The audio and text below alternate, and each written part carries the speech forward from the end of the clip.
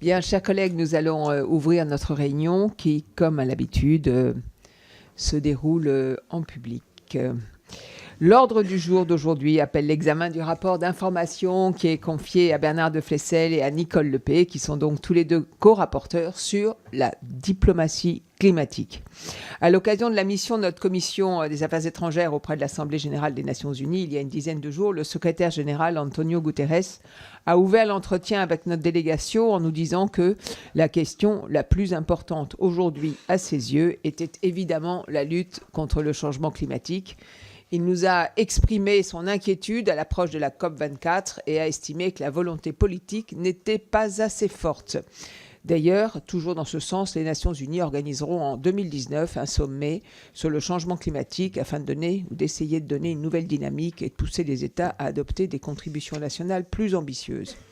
Il est vrai que le contexte international apparaît de plus en plus difficile à la veille de l'ouverture de la 24e conférence prévue cette année à Katowice en Pologne.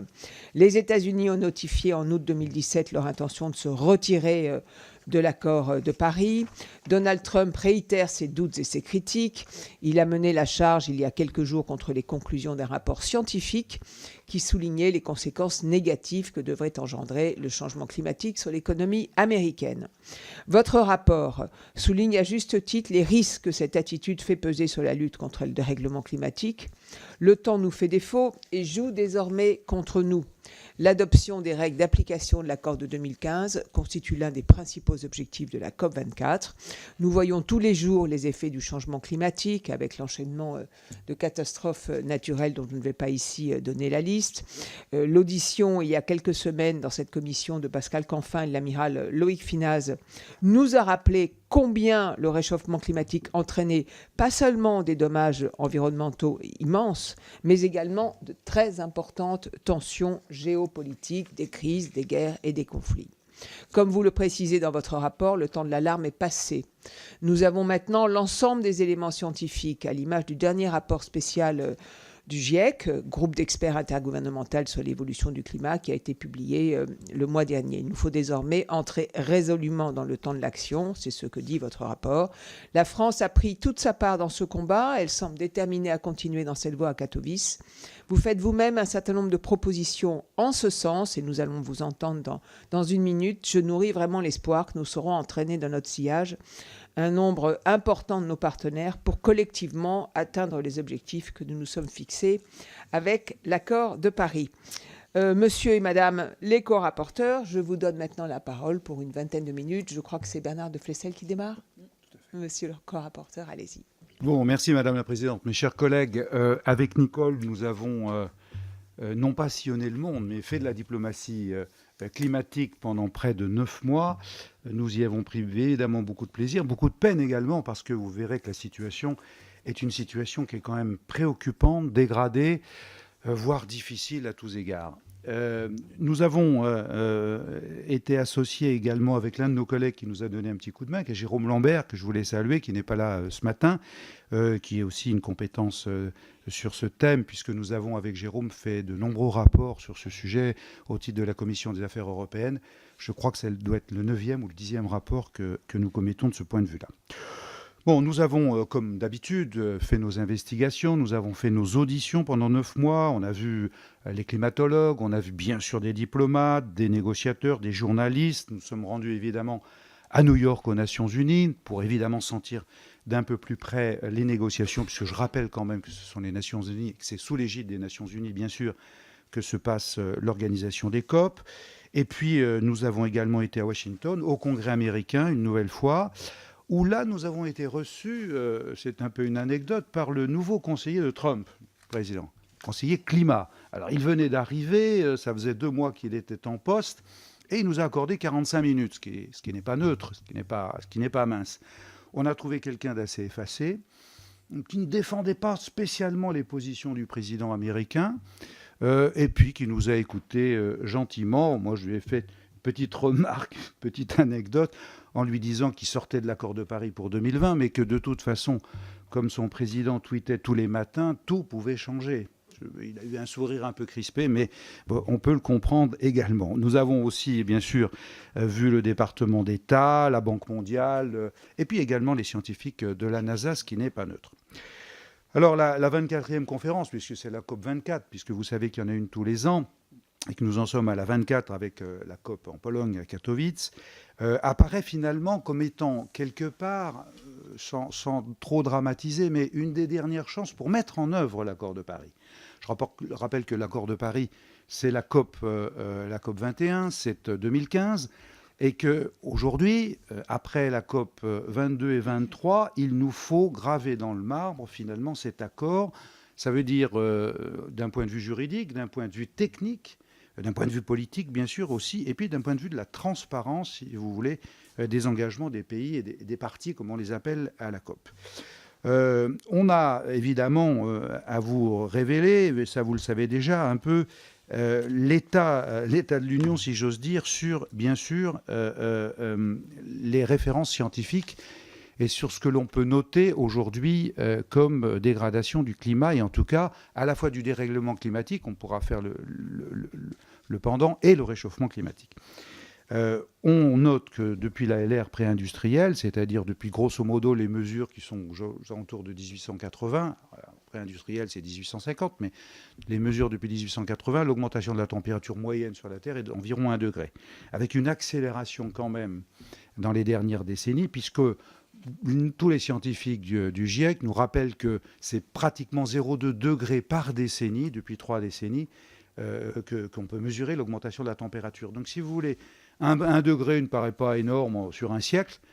On verra qu'il y a des conséquences quand même, bien évidemment, mais la tendance, si vous voulez, le trend, c'est accéléré, et c'est ce qui nous pose évidemment un vrai problème.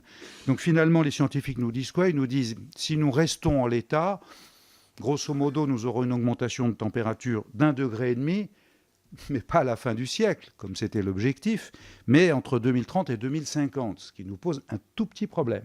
Donc on voit qu'on change d'échelle, et en tout cas on change de période. Je rappelle quand même que l'objectif de la COP 21, de l'accord de Paris, c'était 2 degrés. Au mieux 1,5 degré si c'était possible, mais que c'était plutôt 2 degrés. Or là, vous l'avez compris, on sera bien au-delà, j'en dirai un mot. Bon, peut-être quelques chiffres qui sont intéressants pour voir un peu comment les grands pays évoluent de ce point de vue-là. Je rappelle que la Chine est le premier émetteur. Je vous rappelle que la Chine, c'est 1,4 milliard d'habitants et que c'est grosso modo 28-29% des émissions mondiales.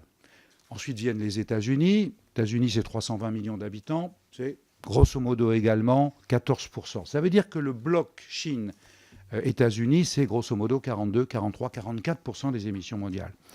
Ça me fait penser d'ailleurs à un article qui était sorti en 2015. Je ne sais pas si vous vous rappelez, mais il y avait eu un accord qui avait été qualifié d'historique à l'époque. Un grand journal du soir titrait « Accord historique entre la Chine et les États-Unis » en 2015. Et l'accord historique, finalement, c'était quoi? C'était que les États-Unis s'engageaient à réduire leurs émissions de gaz à effet de serre entre 26 et 28%, mais version 2005, pas version 90, j'y reviendrai. Et la Chine, elle, nous avait dit, en 2030, nous cesserons d'augmenter nos émissions. Ce qui veut dire qu'elle s'autorisait à continuer à augmenter ses émissions jusqu'en 2030. Je ne sais pas si vous voyez un petit peu la différence de sémantique, mais elle est d'importance. Et donc cet accord a volé un peu en éclats, pas du côté de la Chine d'ailleurs, mais du côté des États-Unis. On en reparlera lors de la sortie, en tout cas, des ambitions du président Trump. Pour mémoire, pour resituer les chiffres, entre 90, parce que c'est la base de référence de départ, et 2016, les émissions ont augmenté au niveau global de 59%. La Chine, c'est plus de 350%. L'Inde, c'est 280%. Les États-Unis, on l'a vu, ont été quasi stables. L'Union européenne est en baisse, moins 27%. Alors c'est dû à quoi? L'Union européenne, dans cette affaire, en tout cas sur la lutte contre le réchauffement climatique, a toujours été en pointe. Elle a été allante. Elle a fait d'énormes efforts. Elle a fait en particulier 2 directives. Une directive en 2008 et une directive en 2014. La directive 2008, c'était la fameuse règle qu'on a appelée les 3 x 20. 20% de baisse d'émissions en 2020, 20% dans le mixte énergétique européen, bien sûr, des énergies renouvelables et 20% d'efficacité énergétique, c'est-à-dire essayer de faire en sorte que des bâtiments de tout poil, c'est-à-dire industriels ou des bureaux ou les logements, puissent avoir une efficacité de 20%. Ça, c'était la directive de 2008. Elle a été remplacée par la directive de 2014, qui s'est mise en œuvre en 2015, et qui est là 40, 27, 27. Donc 40% de baisse d'émissions en 2030, ensuite 27% d'efficacité énergétique et 27% dans le mix énergétique européen des énergies renouvelables. On va vous montrer quelques graphiques qui sont intéressants. Voilà, on les a. C'est parti, François-Xavier. Au passage, j'oublie tout, mais François-Xavier, qui est au piano, que vous voyez à ma droite, nous a accompagnés dans nos peines et dans nos plaisirs également pendant 9 mois. Et je l'en remercie bien évidemment chaleureusement. Voilà, la courbe est là, c'est bon. Bon, vous avez les émissions, voilà, les émissions mondiales, c'est ce que je décrivais finalement depuis 3 décennies. Vous voyez finalement que on a des courbes qui sont évidemment bien différentes avec ce que je disais et je décrivais à l'instant, des variabilités qui sont impressionnantes. On va peut-être regarder la courbe suivante par habitant. Ça, c'est intéressant. Ce qui est intéressant, c'est de regarder les émissions par capita. C'est ça finalement qui compte. Alors, qui arrive en pôle position, si j'ose dire, ce sont les États-Unis. On a vu que les États-Unis pesaient 14% des émissions mondiales, mais c'est 16 tonnes par habitant. 16 tonnes par habitant. Hein, malgré les efforts qui sont faits aux États-Unis, c'est 16 tonnes par habitant, et ils sont de très très loin en pôle position au niveau mondial. Arrive derrière la Chine. Ça, c'est plus problématique, puisque c'est 7 tonnes par habitant, mais que c'est à multiplier par 1,4 milliard. C'est pour ça que vous avez 29% d'émissions mondiales. Donc quand on regarde par capita, c'est intéressant. Si on peut se comparer, nous, Français, eh ben, nous sommes à 4 tonnes 5. 4 tonnes 5 parce que vous le savez, notre mix énergétique quand même à 72, entre 72 et 74%, en tout cas le mix énergétique électrique, est dû au nucléaire, 12% grosso modo à l'hydroélectricité, 4,5% pour l'éolien et puis 1% pour le solaire.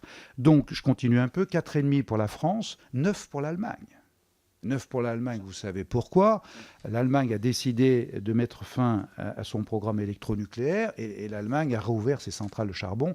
Et donc son pic d'émissions, évidemment, est reparti en flèche.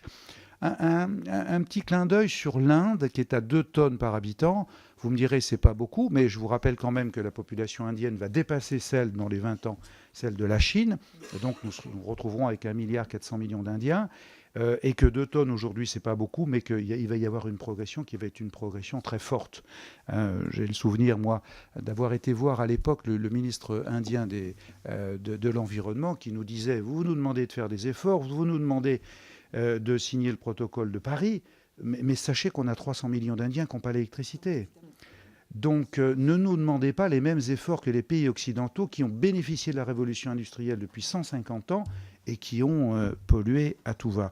On peut comprendre évidemment le distinguo entre ce fossé d'ailleurs qui s'est un peu creusé entre les pays industrialisés et les pays développés et ceux qui sont en attente de développement.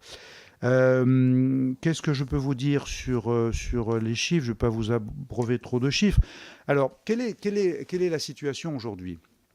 L'accord de Paris a une vertu très forte, il en a eu plusieurs, mais il en a eu une très forte, très intéressante en tout cas, c'est celle enfin de demander à tous les pays des Nations Unies de faire une feuille de route. On appelle ça les INDC, NDC en français, qui sont finalement des feuilles de route, c'est-à-dire que chaque pays s'est engagé à prévoir et à graver dans le marbre ses ambitions climatiques sur les années 2020, 2025 et 2030. Ça, c'est une première. Jusqu'à présent, dans toutes les COP et sous l'égide des Nations Unies, il n'y avait pas de document de ce point de vue-là. Ça veut dire que chacun disait je vais faire des efforts, chacun disait voilà ce que je peux éventuellement faire. Là, l'accord de Paris a quand même, entre guillemets, gravé dans le marbre le fait que chaque pays est venu avec sa feuille de route. Sur les 194 pays, 180 grosso modo ont fait leur feuille de route. Certains, on pense à l'Arabie Saoudite, on pense à la Russie qui quelques soucis quand on discute climatologie avec eux.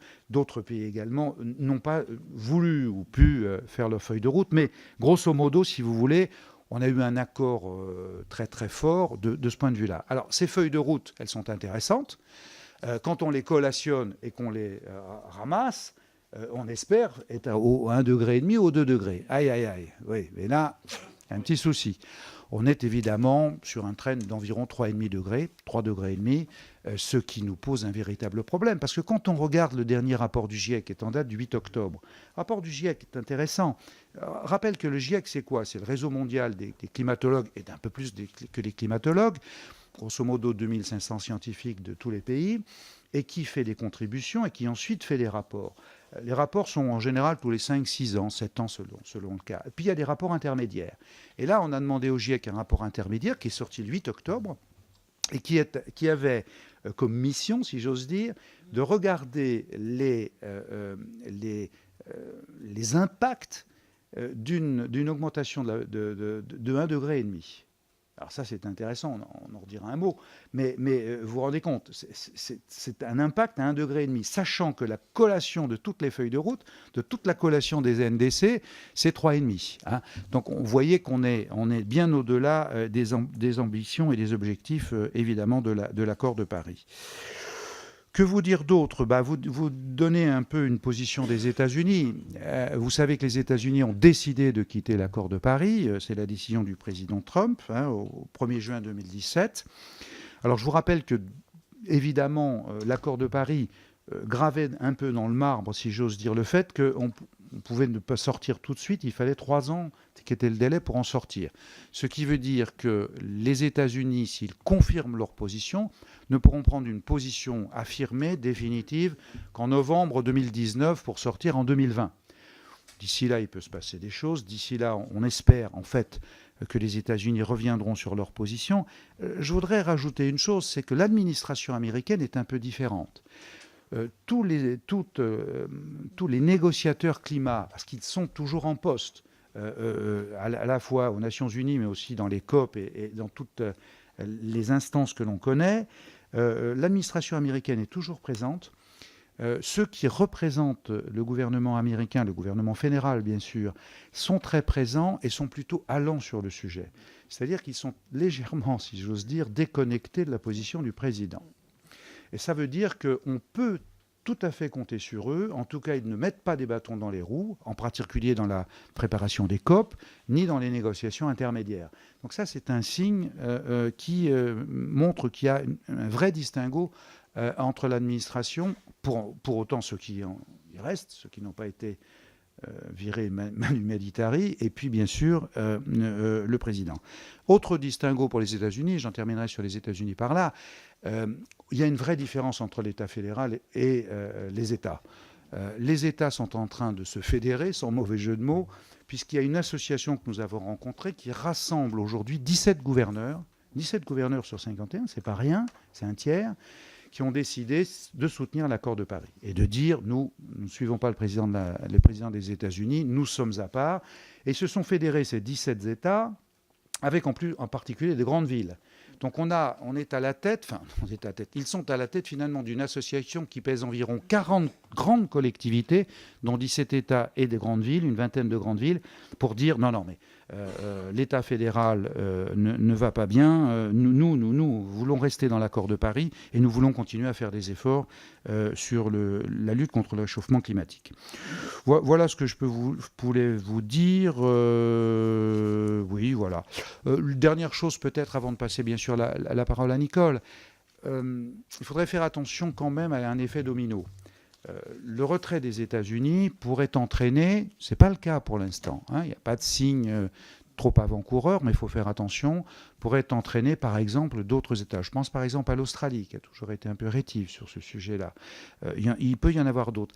On appelle ça plutôt la coalition des involontaires, c'est-à-dire que ce ne sont pas des gens qui ont envie de sortir de l'accord de Paris, comme le montrent les États-Unis, mais plutôt qui se laisseraient aller finalement à une douceur, à une langueur, en disant finalement, pourquoi ne pas emboîter le pas des États-Unis. On appelle ça la coalition des involontaires. Il faut y prendre garde, et il faut évidemment prendre garde à cet effet domino. Voilà. Madame la Présidente, très rapidement pour une première beaucoup, partie. monsieur le co-rapporteur, c'était tout à fait bien exprimé et très pédagogue. Merci beaucoup. Nicole. Merci. Donc, Madame la Présidente, en dépit de ce contexte international que vient de présenter donc Bernard, qui ne cesse de s'assombrir, nous tenons à rester positifs et déterminés. Nous n'avions pas toujours la même longueur d'onde là-dessus, mais nous restons positifs et déterminés.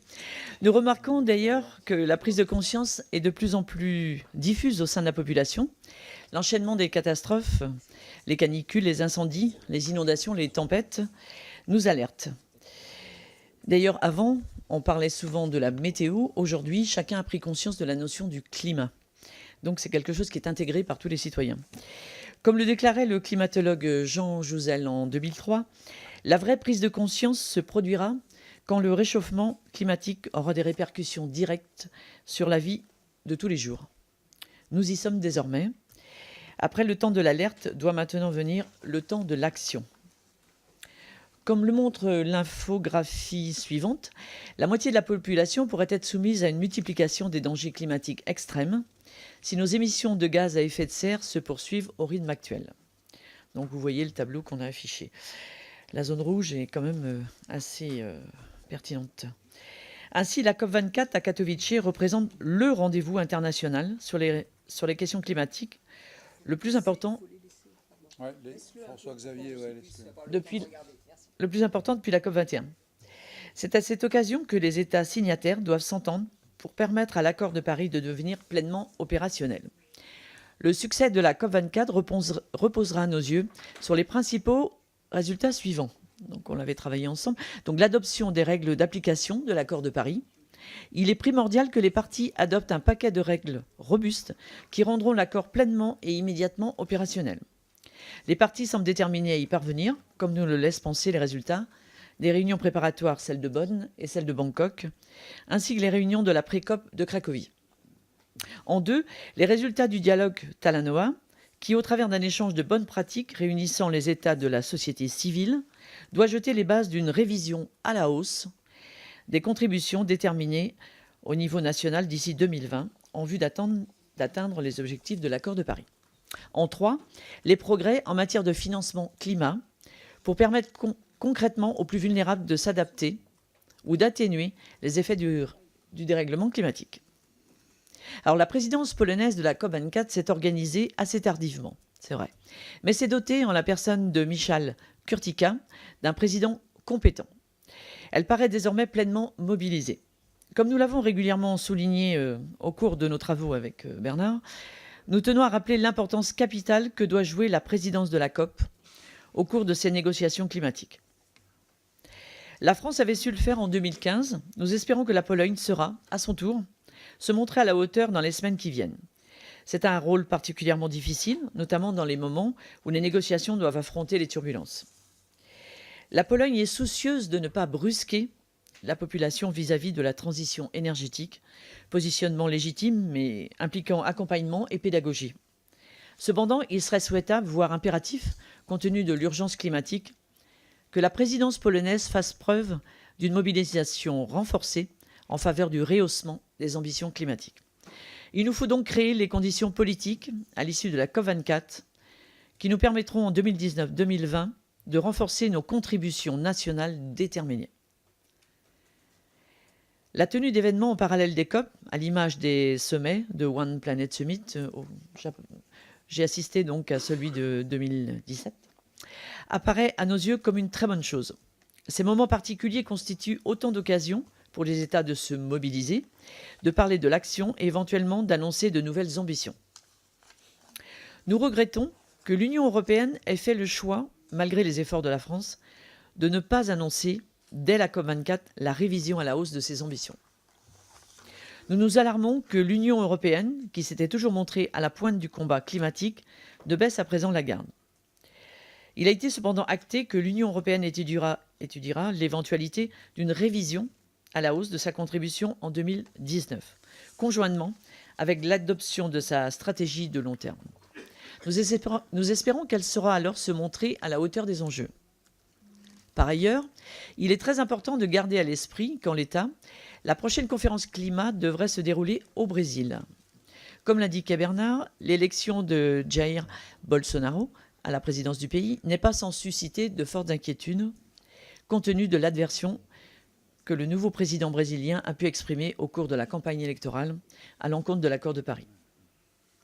Une telle perspective, s'agissant de la COP25, nous oblige d'autant plus à avancer résolument à Katowice afin de rendre l'accord pleinement opérationnel, puisque tout report à une prochaine COP pourrait rendre notre tâche encore plus ardue. L'autre problématique à laquelle les parties seront confrontées à Katowice concerne la question du financement climat. La COP24 devrait être l'occasion de renforcer le lien de confiance entre les pays développés et les pays en voie de développement grâce à l'adoption de règles robustes de mise en œuvre de l'accord de Paris, portant notamment sur le reportage des financements passés et prévisionnels en faveur du climat. L'accès à ces fonds permettant de financer des projets d'atténuation ou d'adaptation constituera en effet le nerf de la guerre, s'agissant de la lutte contre le réchauffement climatique. En 2009, à Copenhague, les pays développés se sont engagés à mobiliser conjointement 100 milliards de dollars par an d'ici à 2020 pour aider les pays en développement à faire face au dérèglement climatique. Ces financements doivent soutenir les pays en développement dans leur effort grâce à une combinaison de sources multiples, à la fois publiques, privées et alternatives. La diminution des financements climat américains, à la suite du retrait annoncé par le président Donald Trump, pourrait inquiéter les pays en développement quant à la capacité des pays développés à respecter leur engagement financier. En effet, Washington, sous la présidence de Barack Obama, avait contribué à la hauteur de 1 milliard de dollars donc, au fonds vert pour le climat. L'arrêt annoncé par l'administration Trump des contributions au programme climatique des Nations Unies inclut notamment la suppression des versements américains à ce même fonds. Donc il manquera 2 milliards sur les 3 promis. Néanmoins, ces craintes doivent être relativisées compte tenu du poids relativement limité des États-Unis dans le financement climat. Tu l'as dit tout à l'heure. En effet, l'Union européenne et ses États membres sont les premiers financeurs de l'action climatique dans les pays en développement. 17,6 milliards d'euros de financement climat public dans les pays en développement en 2015, contre 2,7 milliards de dollars pour les États-Unis en 2014. De manière plus positive, nous constatons une croissance des financements émanant des banques multilatérales de développement en 2017, ce qui est de nature à envoyer un signal positif quant à l'atteinte de l'objectif en 2020. En 2017, les 6 principales banques multilatérales de développement ont en cumulé contribué à la hauteur de 35 milliards de dollars au financement climatique, donc en hausse de 28% par rapport à 2016. Néanmoins, certaines inquiétudes persistent, notamment s'agissant de l'action des grandes banques privées françaises qui, selon un très récent rapport des ONG Oxfam et les Amis de la Terre, continuent de soutenir massivement les énergies fossiles, comme le montre l'infographie suivante. Donc vous voyez les énergies fossiles donc pour 43 milliards d'euros et les énergies renouvelables pour environ 12 milliards d'euros. Nous estimons que les établissements bancaires ont une responsabilité morale. Il est donc essentiel qu'elles fassent plus en faveur de la transition énergétique. S'agissant plus spécifiquement du Fonds vert pour le climat, qui est quand même le bras armé de la Convention cadre des Nations Unies, il est avec ses 8,3 milliards de dollars de capitalisation initiale le plus important fonds climat au service de la mise en œuvre de l'accord de Paris. Au cours de nos travaux, nous nous sommes cependant inquiétés de la potentielle dérive de cette institution cruciale pour la lutte contre le réchauffement. En effet, une grave crise de gouvernance a récemment perturbé le fonctionnement du Fonds vert. Celui-ci est dirigé par un conseil d'administration composé de 24 membres, assurant une équitable représentation entre les pays développés et les pays en voie de développement, c'est-à-dire entre les pays donateurs et les pays bénéficiaires. Toutes ces décisions sont prises par consensus, ce qui a conduit à d'inextricables blocages lors de la 20e réunion du conseil d'administration en juillet dernier. La 21e réunion du conseil d'administration du Fonds vert s'est déroulée dans un contexte, heureusement, beaucoup plus constructif et a conduit à l'approbation de plus d'1 milliard de dollars de nouveaux projets au profit des pays en voie de développement. Nous souhaitons néanmoins alerter sur la nécessité de réformer la gouvernance du Fonds vert. La multiplication des blocages au sein de cette institution pourrait provoquer, in fine, une crise de confiance entre les pays développés et les pays en voie de développement, et ainsi porter atteinte au bon déroulement des négociations climatiques. Par ailleurs, afin de donner plus de visibilité au Fonds vert et mettre en valeur les différents projets soutenus, nous proposons que la France candidate prochainement pour l'accueil d'une de ces réunions du conseil d'administration du Fonds vert. Un tel événement pourrait permettre de donner à voir à nos concitoyens les résultats concrets de l'action multilatérale en faveur de la lutte contre le réchauffement climatique et permettrait de rappeler à nouveau le leadership de notre pays sur les questions climatiques. En conclusion, nous tenions, Bernard de Flessel et moi-même, à saluer le fait que la France, à la différence de l'Australie, du Brésil ou des États-Unis, la question climatique ne soit pas un marqueur idéologique. Le réchauffement climatique est un fait scientifique et non une opinion politique. Cependant, nous appelons le gouvernement à la vigilance à l'heure où nos émissions nationales marquent pour la première fois, après plusieurs années de stagnation, une progression inquiétante. Le temps de l'alarme est désormais passé, nous l'avons dit tous les deux. Il nous faut à présent entrer résolument dans le temps de l'action. Et la COP24 de Katowice doit impérativement nous permettre de rendre l'accord de Paris opérationnel et préparer le terrain pour un rehaussement rapide de nos ambitions. Je vous remercie. Merci beaucoup, chère Nicole, pour l'optimisme et la volonté. Et merci, un grand merci à vous deux pour la qualité du travail et la qualité de ce rapport. Alors, je vais maintenant donner la parole aux différents orateurs. Pour La République En Marche, Hugues Rançon. Merci, Madame la Présidente. Merci beaucoup, Madame et Monsieur les co-rapporteurs. Je vous remercie de ce travail très important, de qualité, à quelques jours de ce sommet, de cette COP24 à Katowice qui, dans le contexte que nous connaissons bien sûr au niveau national, mais aussi au niveau international, vous l'avez rappelé Madame la Présidente, le président Trump a eu des propos préoccupants la semaine dernière. C'est évidemment une COP24 qui a une sensibilité qui relève d'une actualité particulière.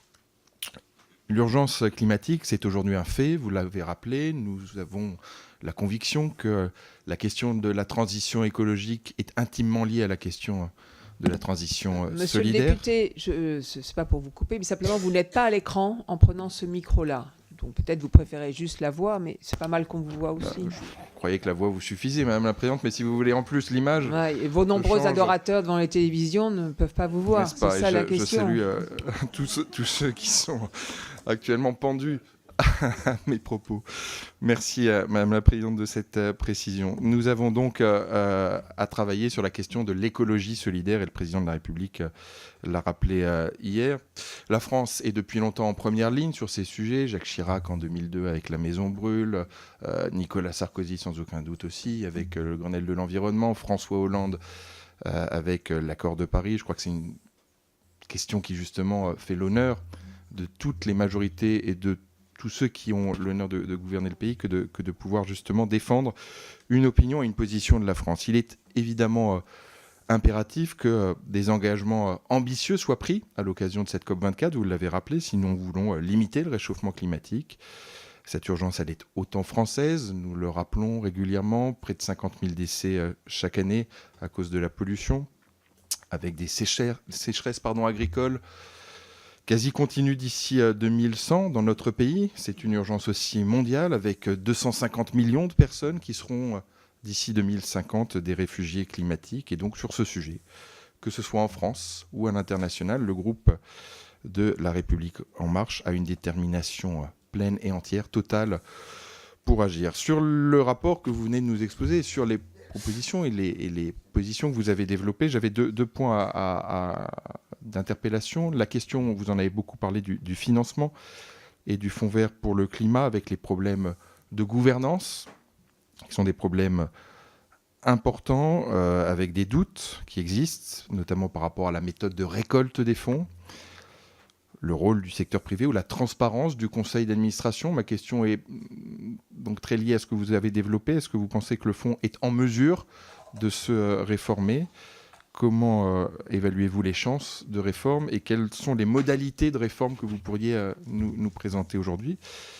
Le deuxième enjeu est lié à ce que nous avons dit sur le retrait des États-Unis, les doutes en Australie et maintenant la position du nouveau président Jair Bolsonaro au Brésil. Pourriez-vous nous en dire plus sur l'impact de ces retraits, les mesures pour compenser et le possible effet domino? Les conférences des partis seront-elles encore le forum privilégié des discussions? Voilà les éléments que je voulais solliciter auprès de vous ce matin. Je vous remercie. Merci beaucoup, monsieur le député. Pour les Républicains, Bérangère Poletti.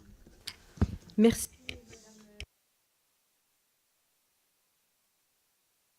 Hop, voilà. Merci à nos deux rapporteurs qui évoquent un sujet important pour nous à la Commission des Affaires étrangères, c'est celui de la diplomatie climatique. Un sujet comme celui que nous avons évoqué il n'y a pas très longtemps autour du tourisme, où c'est un peu compliqué finalement de n'évoquer que la technocratie qui organise les choses et ne pas évoquer les problèmes de fond alors que nous en bouillons d'envie. En tout cas, moi, c'est mon cas. Et je voudrais simplement poser une question sur cette diplomatie climatique, parce que j'ai la sensation d'une certaine hypocrisie de sa part et que certains sujets ne sont pas suffisamment expliqués, évoqués ou même ont combattu. Et que quelque part, on aboutit à une espèce de délocalisation de la pollution des pays riches vers les pays pauvres. J'aurais cité pour cela 2 exemples qui me semblent être illustrateurs de ce phénomène. Celui de l'huile de palme, qui est quand même extrêmement préoccupant en matière de climat, donc la déforestation, où la France a d'ailleurs donné une autorisation d'exploiter au groupe Total récemment, avec les avantages fiscaux qui vont avec. Donc là, je trouve quand même qu'il y a une certaine hypocrisie. Et celui des batteries électriques, dont on parle beaucoup en ce moment avec les voitures électriques, sachant qu'une voiture électrique est plus polluante qu'une voiture thermique jusqu'à 40 km. Et qu'on consomme plus d'énergie à la fabriquer que de fabriquer une voiture thermique. Ainsi, on pourrait parler des mines d'uranium au Niger, de lithium en Bolivie, le cobalt au Congo, où on ferme les yeux, par exemple, sur le travail des enfants dans les mines pour nous permettre à nous, pays riches et développés, de pouvoir en bonne conscience consommer correctement. Merci. Merci beaucoup, Madame la députée. Pour le mouvement démocrate, Sylvain Wasserman. Merci Madame la Présidente. Merci d'avoir amené ce sujet dans le périmètre de nos rapports et de nos études. J'aurais une question assez simple. En lisant votre rapport, on se pose la question en filigrane de comment passer de l'intention à l'action, enfin de l'intention au résultat. Et j'aurais une question précise. Que pensez-vous de la conditionnalité, notamment dans 2 politiques publiques qui peuvent, en tout cas, qui font l'objet de conditionnalités possibles? La première, ce sont les échanges internationaux. La position française est de conditionner la signature d'accords de libre-échange au respect de l'accord de Paris. Ça ne va peut-être pas assez loin. C'est-à-dire que la deuxième conditionnalité, ce serait de dire que tout développement supplémentaire de flux commercial doit avoir un coût marginal environnemental très faible, c'est-à-dire plus vertueux que la moyenne des échanges. Donc, que pensez-vous de cette conditionnalité sur cette politique publique? La deuxième est une question plus peut-être polémique, mais sur l'aide publique au développement. À la fois, on a envie de travailler sur cet axe-là dans le cadre de la politique de développement, et à la fois, la conditionnalité est toujours compliquée en matière de développement.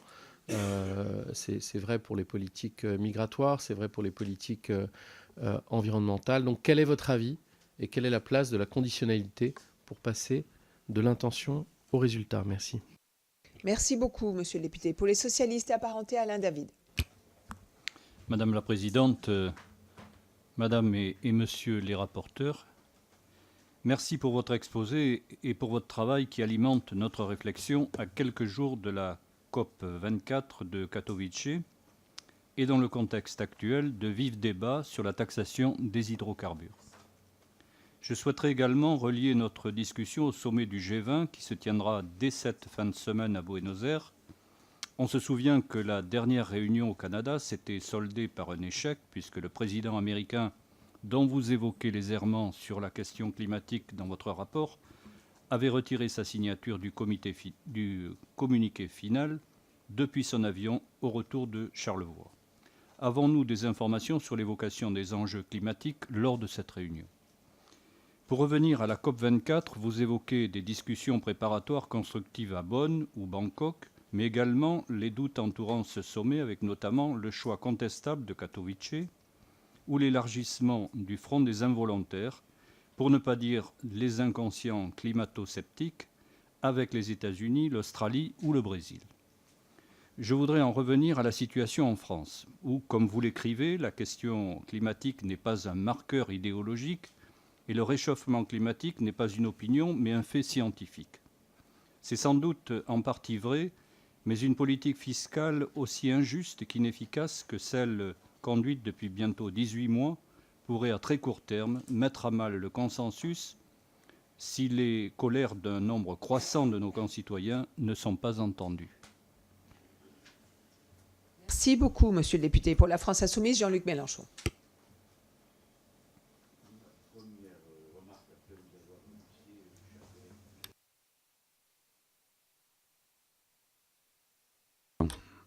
Ma première remarque, après avoir remercié les collègues pour le travail accompli, sera pour regretter que, puisque le titre du rapport est la diplomatie climatique, on n'ait pas évoqué le lien qu'il y a entre ce rapport et l'audition que nous avons fait récemment ici dans cette commission sur les questions d'équilibre stratégique et des questions de la paix et du rapport entre paix et environnement, qui sont aujourd'hui les questions premières. Parce que ce que j'ai retenu du propos de nos rapporteurs, qui évidemment font, comme c'est leur devoir, acte d'optimisme, et nous devons tous en faire acte. Cependant, il n'y a aucune raison d'être optimiste.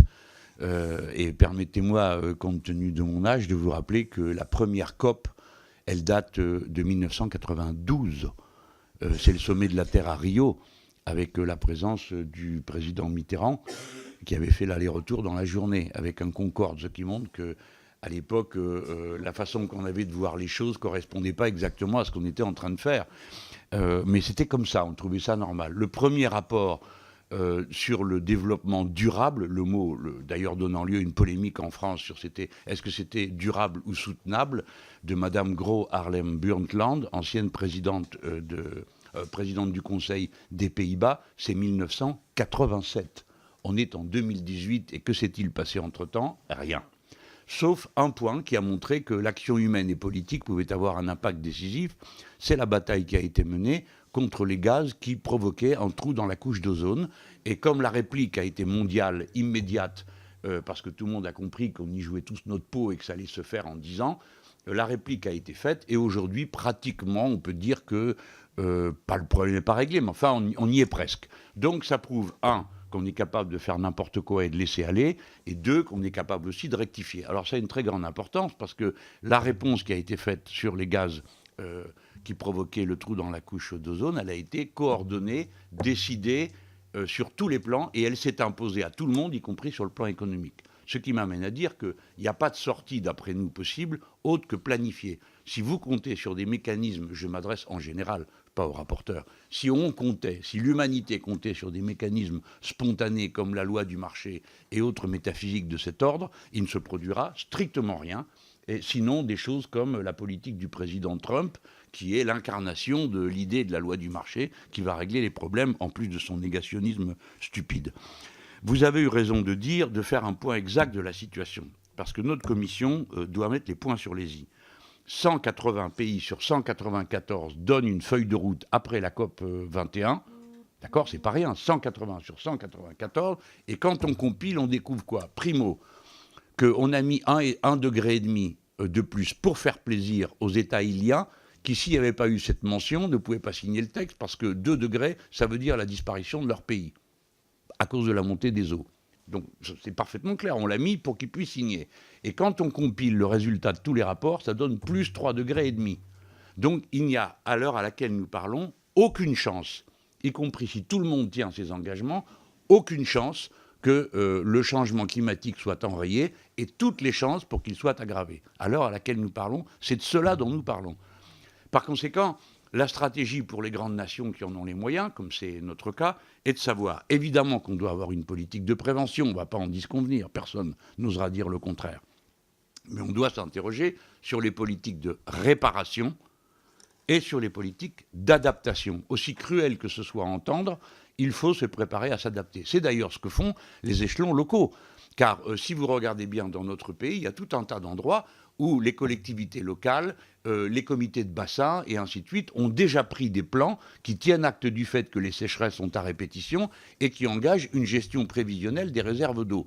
Par conséquent, à certains niveaux d'urgence et de proximité, on a déjà acté le fait qu'il s'agissait de s'adapter, qu'on ne pouvait plus rien contre le changement. Je ne leur reproche pas de dire on ne peut plus rien, parce qu'ils font ce qu'ils peuvent, mais je pense qu'ils nous donnent une leçon. Je vais terminer. Les théories de la politique de l'avenir me semblent devoir se préoccuper d'adaptation. Je ne peux pas en dire plus compte tenu du délai, mais je voudrais dire aux collègues que il me semble que le premier axe que la Commission des affaires étrangères doit mettre en avant, c'est les conséquences géopolitiques du changement climatique. 8 villes, 8 des plus grandes métropoles du monde sont au bord de l'eau. New York est au bord de l'eau, je le rappelle. Les événements climatiques extrêmes vont donc d'abord frapper les plus grandes concentrations humaines de la planète et les endroits qui sont décisifs pour les décisions politiques, économiques et ainsi de suite. Et deuxièmement, le changement des routes maritimes modifie totalement la géopolitique et l'importance stratégique de différents endroits dans le monde et le dispositif actuel n'y est absolument pas adapté. Mon dernier mot sera pour rappeler l'importance pour nous Français de l'établissement de règles compte tenu des pénuries de matières premières, l'établissement de règles pour la gestion des grands fonds. Et si on arrive à produire des règles pour la gestion des grands fonds qui aujourd'hui n'ont aucune règle, alors on commencera à mettre sur pied un droit mondial applicable à tous qui pourra ensuite, par extension, s'appliquer au reste. Merci beaucoup, monsieur le député. Mireille Clapeau.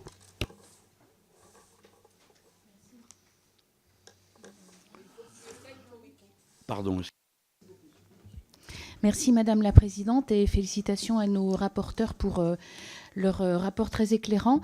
Moi, comme vous le savez, je suis particulièrement sensible à une approche égalité femmes-hommes dans tous les types de diplomatie, donc y compris la diplomatie climatique. Et dans le rapport que j'ai coécrit avec Laurence Duron en avril dernier, je montrais que les femmes sont en première ligne face aux conséquences du changement climatique. Elles représentent la majorité des plus pauvres, les 2,2 millions de la population mondiale qui ont moins de $1 par jour pour vivre. Ce sont elles qui garantissent plus de 80% de la production agricole dans les pays en développement. Et elles sont les principales pourvoyeuses et gestionnaires de l'eau et de l'énergie également. Or, elles ne possèdent que 2% des terres et ne touchent que 10% du revenu. Donc, en cas de catastrophe naturelle, les inégalités sociales de droits économiques vont s'exacerber entre les femmes et les hommes. Les catastrophes naturelles réduisent davantage l'espérance de vie des femmes parce qu'elles ont 14 fois plus de risques que les hommes de périr lors d'une catastrophe. De plus, les effets de catastrophes naturelles se développent aussi à la suite des événements provoqués par le dérèglement climatique et à cause des migrations, elles ont plus de risques d'être victimes de violences domestiques et sexuelles que les hommes. Or, la problématique du genre a été prise en considération tardivement dans les négociations climatiques. La France a joué un rôle pilote pour que cette dimension genre soit intégrée dans l'accord de Paris de 2015. Un document de plaidoyer avait été élaboré, intitulé « Les femmes actrices de la lutte contre le dérèglement climatique ». Donc, le principe de l'égalité femmes-hommes est inscrit dans l'accord de Paris. La COP22 organisée à Marrakech en 2016 a permis de poursuivre les progrès dans l'intégration du genre dans le processus climatique et ensuite la COP23 à Bonn en 2017. Qu'est-ce que vous pouvez nous dire sur la COP24 qui aura lieu donc prochainement à Katowice? Est-ce que les initiatives de la société civile en la matière y sont associées? Merci. Merci beaucoup. Jean Lassalle. Merci beaucoup, Madame la Présidente, mes chers collègues. Bien sûr, merci pour l'intérêt de ces exposés. Je veux dire d'ailleurs que très récemment parvenu dans votre commission, je trouve que c'est vraiment intéressant, l'ensemble des rapports qui nous sont proposés. Alors, j'ai eu, comme tout un chacun, je crois qu'on ne peut que balancer entre un petit peu d'optimisme et beaucoup de craintes, comme le disait Jean-Luc Mélenchon à l'instant. Ceci étant, j'ai participé pratiquement à toutes les COP et à toutes les sessions, et il me semble qu'il y a quand même une prise en compte très large qui se fait au niveau de l'humanité. Ce brassage de chefs d'entreprise, d'experts, d'intellectuels ou même de simples citoyens, et souvent d'ailleurs, c'est les simples citoyens qui sont les plus engagés, bien des fois, qui n'hésitent pas à s'organiser, me paraît être un bon signal. Ceci dit, le problème, c'est malgré tout la disparité du développement de la planète et la disparité comment je devrais dire, des moyens de vie. Tant que nous aurons les 3/4 de la planète dans l'état de misère dans lequel il se trouve et de sous-développement, ce sera quand même difficile de faire des progrès vraiment marquants. Sans compter que et même nous, les grandes nations qui pourraient poser des actes significatifs au-delà des grands principes, nous ne sommes pas capables de faire. Je vois par exemple Total, qui est quand même connu. Total a quitté le bassin de lac que je connais bien, après en avoir extrait du pétrole et du gaz pendant 60 ans, à des niveaux très élevés, y avoir fait beaucoup d'argent, sans nettoyer 1 mètre carré de terrain. Or, le niveau de pollution et les conséquences pour le changement du climat, ils sont considérables. Enfin, je voulais dire qu'on ne choisit pas toujours non plus les bons partenaires. Tout le monde doit s'engager, les États, je vois même les régions maintenant, la communauté européenne, l'ONU, bon. Il y a des partenaires qui pourraient être très efficaces, mais qui ne peuvent pas le devenir. Je pense par exemple à des ONG, il y en a une que je connais très bien, les populations des montagnes du monde. Eh bien, alors que nous avons un réseau dans le monde entier, nous n'arrivons pas à décrocher le moindre soutien financier pour mettre en œuvre des éléments qui seraient véritablement parlants dans des pays qui, au fond, ne demandent que ça et qui pourraient encore prendre d'autres directions que celles que nous avons prises. Enfin, dernier point, Jean-Luc Mélenchon parlait à l'instant de la couche d'ozone. Moi, je me suis interrogé sur le fait de savoir si c'était vraiment les décisions que nous avions prises en 10 ans ou alors si il n'y avait pas quand même quelque chose qui s'était passé sur cette brave couche d'ozone, quand je vois l'inquiétude immense que cela suscitait, puis en une dizaine d'années, ça s'est quand même un petit peu calmé. Bon, ça c'est pour le petit encouragement final. Merci Madame la Présidente. Merci beaucoup Monsieur le député. Jacqueline Maquet. Merci Madame la Présidente, mes chers collègues.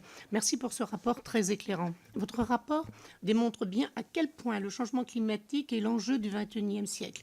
Il ne pourra pas être réglé d'une manière unilatérale, mais bien par l'ensemble des pays de notre planète.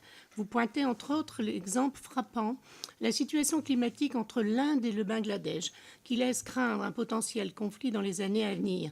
Nous avons déjà la construction d'un mur entre les deux pays, à l'initiative de l'Inde, pour empêcher toute potentielle vague migratoire due à une catastrophe climatique. Dans son documentaire, Une suite qui dérange, le temps de l'action, portant en partie sur la préparation de l'accord de Paris à l'occasion de la COP21, l'ancien vice-président des États-Unis, Al Gore, laissait voir une réunion entre ses services et le ministre de l'écologie indien. Ce dernier lui disait « Vous et les pays occidentaux avez pollué pendant près d'un siècle, et vous l'avez précisé tout à l'heure, monsieur le rapporteur, avec les énergies fossiles. Et vous venez nous donner des leçons alors que nous sommes dans une phase de développement comparable à celle que vous avez connue. En réalité, c'est la vision du nombre de pays émergents. Ces derniers vivent mal le fait de devoir faire autant d'efforts que les pays industrialisés, alors que ces derniers ont pu développer des économies carbonées pendant longtemps et sans contrainte. Ce point de vue doit être entendu. Comment la France en particulier, et si nous n'atteignons pas nos objectifs, peut-elle agir en conciliateur dans ce clivage entre pays industrialisés, pouvant se permettre plus facilement de sortir des énergies fossiles et pays en développement? Et quel est votre sentiment sur la stratégie à adopter par rapport à ce problème? Merci. Merci beaucoup, Madame la députée Marine Le Pen. Oui, merci beaucoup, mes chers collègues, pour votre rapport, même si on a quand même le sentiment qu'on reste tous un peu sur notre faim, parce qu'en réalité, il y a énormément de sujets à aborder autour de ces questions. On aimerait bien les aborder. On aimerait bien que ça fasse l'objet de débats à l'Assemblée nationale sur ces sujets. D'abord, sur le sujet peut-être qui n'est quasiment jamais abordé, qui est celui du modèle économique que le monde a choisi dans les 30 dernières années et qui est aujourd'hui remis en cause. Je l'entends par un collègue, je m'en réjouis. Moi, quand j'entends parler de droits de douane modulables, etc., je suis ravi parce qu'en réalité, on s'aperçoit que le libre-échange a été une hormone de croissance d'un véritable désastre écologique et que peut-être une forme de protectionnisme fondée sur des critères sociaux, sur des critères de respect des normes environnementales, eh bien, peut-être que c'est l'avenir qui permettra le développement des pays émergents et la préservation des nôtres dans un équilibre qui est évidemment à rechercher. Le rapport s'appelle Diplomatie climatique. Alors j'entends souvent parler de ce fantasmé couple franco-allemand, moi. Vous savez, en permanence, on a le sentiment que les Allemands nous adorent et ils n'attendent qu'une chose, c'est qu'on vienne les voir, etc. J'aimerais bien qu'on parle peut-être avec l'Allemagne du climat, précisément. Et puis peut-être de leurs émissions qu'ils nous envoient accessoirement.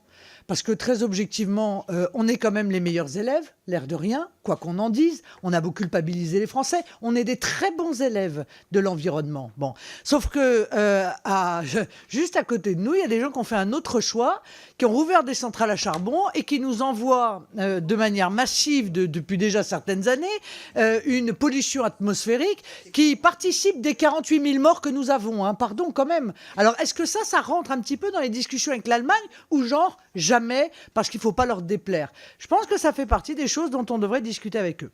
Et enfin, moi, je suis extrêmement attaché à ce qu'on ait également un débat sur ce que j'appelle la délocalisation de la pollution, où en réalité, on va continuer à délocaliser les productions polluantes.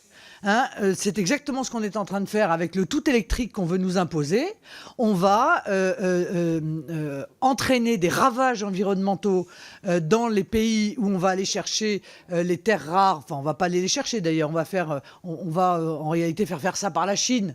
Parce que comme ça, on se dira, regardez, comme nous sommes vertueux, c'est pas nous qui défonçons 1000 tonnes de terre pour trouver 1 kilo de terre rare. C'est pas nous, c'est la Chine. Sauf que c'est nous qui sommes les clients à la fin. Et c'est un choix que nous faisons. Et c'est un choix que nous faisons aujourd'hui pour les 30, 50 ou peut-être 100 prochaines années. Donc, est-ce qu'on peut en discuter de ça, réfléchir à ça avant, encore une fois, d'imposer au peuple français un choix économique dans ce domaine, dont je crains que dans 30 ans, on ait la même discussion, peut-être pas nous, parce que nous, on sera trop vieux et probablement en train de planter des arbustes quelque part. Mais nos successeurs viendront dire « Oh là là, vous vous rendez compte les erreurs qui ont été commises quand on a décidé ça ?» Exactement les mêmes types d'erreurs que lorsqu'on a décidé de pousser l'intégralité des Français à acquérir du diesel. Donc, si vous voulez, le côté « vous payez d'abord et vous réfléchissez après », vous payez d'abord et on discute après, je trouve que objectivement, c'est aujourd'hui insupportable. C'est vrai pour les terres rares, c'est vrai aussi pour les voitures. Je pose juste une question à nos collègues. Qu'est-ce qu'on va faire de toutes ces voitures qui vont être rachetées par les concessionnaires avec des primes à la casse offertes par le gouvernement pour pouvoir racheter des voitures moins polluantes? On va en faire quoi? On va continuer à les envoyer comme on le fait depuis 30 ans en Afrique ou dans les pays du tiers-monde? Allez donc polluer, mais polluer donc plus loin. Eh bien, je suis désolé, mais si on a une vision planétaire du problème, alors il faut évidemment que l'on mette fin à ce type de comportement.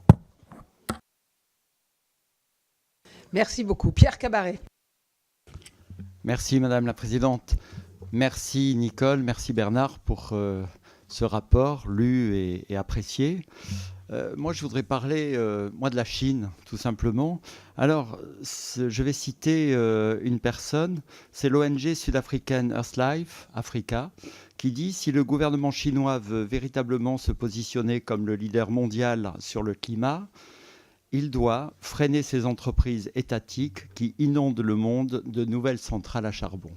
Alors je crois que vraiment, quand on voit les projets de la Chine, sur les 250 entreprises chinoises qui veulent mettre 1600, le projet c'est 1600 centrales à charbon, je crois que dans le monde, c'est quand même assez inquiétant pour nous, qui allons en fermer 2, et j'apprécie énormément l'idée de les fermer, mais j'apprécierais aussi l'idée que le monde entier fasse l'effort nécessaire à tout cela. Donc, parce que le climat, c'est mondial, on s'en aperçoit et vous en êtes vous-même aperçu. Alors, peut-on, nous, continuer à imaginer acheter nos panneaux solaires qui viennent de Chine, qui viennent aussi d'Allemagne, fabriquer notre énergie solaire avec une pollution qui est faite par les Chinois, mais qui revient en France. Et puis, la Chine est le plus grand pollueur mondial et c'est aussi le plus gros investisseur dans les énergies renouvelables. Donc, ce n'est pas un paradoxe, c'est juste du pragmatisme économique. Et c'est ça, c'est de leur part le plus grand pragmatisme économique. Alors, est-ce que nous, vous parlez de diplomatie, aujourd'hui, est-ce que notre diplomatie peut être véritablement influente pour que le climat soit traité de façon mondiale et que la Chine prenne sa part dans cette organisation-là et ne fasse pas comme, effectivement, M. Trump qui se désengage au profit de son économie. Merci beaucoup, monsieur le député. Hubert Julien Laferrière. Merci, Madame la Présidente. Puisque Pierre Cabaret vient de poser la question, il me semble que, je n'avais pas prévu de parler de ça, mais il me semble que la Chine a une trajectoire carbone et pour l'instant, elle la respecte. C'est ce que j'ai entendu, en tout cas. Alors, effectivement, quand on regarde les chiffres en brut, ça fait peur, mais qu'elle a une trajectoire et qu'elle est plutôt... voilà, peut-être vous pourrez nous confirmer cela. Moi, je voulais revenir sur un point très important qui a été abordé par certains de mes collègues, à savoir les financements climat. Effectivement, Bernard, tu as dit assez justement, et Jacqueline, tu l'as dit aussi, que demander à des pays au développement de ne pas se développer sur le même modèle qui a été le nôtre, effectivement, et y compris sur un modèle qui a été le nôtre et qui a souvent mis en situation de dépendance ces pays-là, évidemment, c'est compliqué. Et c'est ce qui a d'ailleurs fait l'échec de Copenhague, il me semble. Hein. C'est que les pays en développement ont dit, en gros, vous êtes développés pendant 150 ans sur un modèle effectivement d'extraction des énergies fossiles et vous nous demandez, en gros, de ne pas le faire. Et l'échec de Copenhague, il était effectivement parce que les financements climat n'étaient pas suffisants. Et donc aujourd'hui, on a cette enveloppe de 100 milliards qui vise à la fois à l'atténuation et à l'adaptation. Et Jean-Luc Mélenchon a eu raison de le rappeler. C'est effectivement les politiques d'adaptation qui sont urgentes. Mais alors moi, j'ai une question parce que dans le cadre de mon rapport sur l'aide publique au développement l'année dernière, j'avais fait un chapitre climat. Et même dans mes auditions, j'ai eu du mal à comprendre qu'est-ce qu'on compte dans ces 100 milliards. Hein, parce qu'il y a effectivement le fonds vert. Mais évidemment, le fonds vert, ce n'est pas 100 milliards. Hein. Et donc, ça veut dire qu'on valorise, en fait, plein de choses. Et c'est donc, par exemple, l'Agence française de développement, souvent, nous dit effectivement que la totalité de ces projets sont 100% écologiques. Donc, comment on comptabilise tout ça? Je crois que là, il y a un vrai sujet. Parce qu'effectivement, vous avez rappelé le fonds vert, vous avez rappelé les problèmes de gouvernance. Mais qu'est-ce qu'il y a de ces 100 milliards? Comment est-ce qu'on les compte? Ça me paraît effectivement une question essentielle. Et puis, je rentre, il se trouve que la semaine dernière, j'étais au Forum Africité qui a réuni 8000 personnes au Maroc, à Marrakech, dont un millier de maires. Donc, j'y ai participé toute la semaine. Jean-Baptiste Lemoyne est venu le jeudi. Effectivement, j'ai vu comment les maires africains prenaient conscience des enjeux. Mais eux aussi, ils ont besoin de développer effectivement des villes d'offrir des services, dont l'électricité, dont l'assainissement, dont l'eau potable, à des habitants de plus en plus nombreux dans ces grandes concentrations humaines que sont les zones urbaines. Et donc là, il y a un vrai sujet. Mais il me semble qu'aujourd'hui, des pays en développement qui effectivement, à qui on demande de faire des efforts sur un modèle de développement sur lequel nous n'avions pas fait d'efforts auparavant. En même temps, c'est eux qui, aujourd'hui, subissent le plus le dérèglement climatique. Et c'est pour ça qu'il faut que les financements climat fonctionnent. Parce qu'à la fois, ils peuvent se dire, nous, on veut se développer aussi, mais ils sont totalement conscients aujourd'hui qu'ils subissent un changement climatique dont nous avons la grande responsabilité, nous, pays développés. Et donc, ces financements climat, il faut évidemment pouvoir les clarifier davantage, parce que c'était une solidarité qui me semble obligatoire, et puis dont nous avons évidemment, dont nous subirons les conséquences si elle ne fonctionne pas, bien sûr, puisqu'il s'agit là de biens publics mondiaux. Juste une dernière chose, parce que le fonds vert, aujourd'hui, en France, il est alimenté par les recettes de la taxe sur les transactions financières. Et donc, puisqu'on parle de l'Europe, quid d'une TTF européenne qui permettrait effectivement d'augmenter nos financements climat, même si vous l'avez rappelé, l'Europe était plutôt exemplaire par rapport aux autres pays. Donc tout ça, ce sont évidemment des sujets importants qu'on aura à Katowice. J'y serai, j'imagine que certains collègues de l'Assemblée seront également à Katowice. Et pardon, j'avais juste une question, Nicole, parce que tu nous as rappelé que pour la première fois en France, nos émissions progressaient, mais je n'ai pas entendu depuis quand. Non, mais c'est-à-dire, elles diminuaient depuis quand? Voilà. Merci. Merci beaucoup, monsieur le député. Ça sera très très bien que nos co-rapporteurs répondent précisément à cette question, et en particulier à la question du financement climat, parce qu'entre les effets d'annonce et la réalité, quelquefois, il y a un grand espace. Guy Tessier. Merci Madame la Présidente. Mes premiers mots seront pour m'excuser auprès de mes deux collègues rapporteurs parce que je n'ai pas pu les entendre, mais je suis persuadé qu'ils ont été éminemment brillants. Je voudrais parler de quelque chose qui me tient à cœur en regardant par ma fenêtre, c'est-à-dire je voudrais vous parler de la Méditerranée.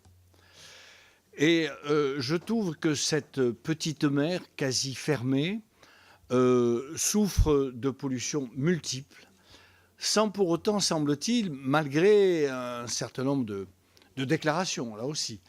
L'Europe est au chevet de cette mer, mais au-delà des pays européens, l'Albanie, l'Algérie, le Maroc, la Mauritanie, l'Égypte, enfin de très nombreux pays, je ne vais pas les égrener, sont aussi dans le processus d'union de la Méditerranée que Bernard, je crois, connaît bien.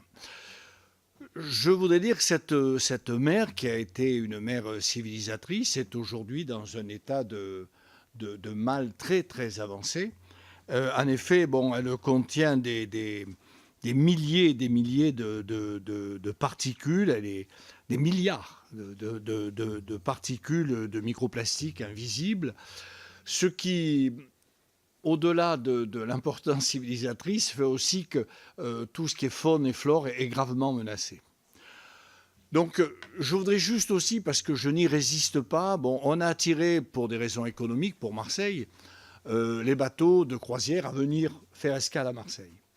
Et donc, tous les week-ends, nous avons 3, 4, 5 énormes bateaux qui sont des villes avec 3 4 000 passagers, qui balancent, excusez-moi, mais je pense qu'il n'y a pas d'autre mot, qui balancent du CO2 avec un mazout très peu raffiné, qui est un mazout particulier pour ce type de bateau, qui constitue une pollution de milliers de voitures sur une année.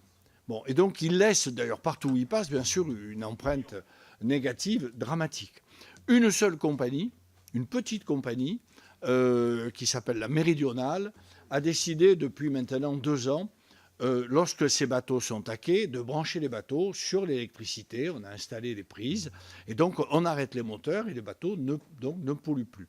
Je pense qu'il faudrait arriver à imposer que tous ces bateaux, à Marseille et ailleurs, bien sûr, parce qu'on disait il n'y a pas de frontières dans ce domaine, puissent cesser cette pollution qui est monstrueuse.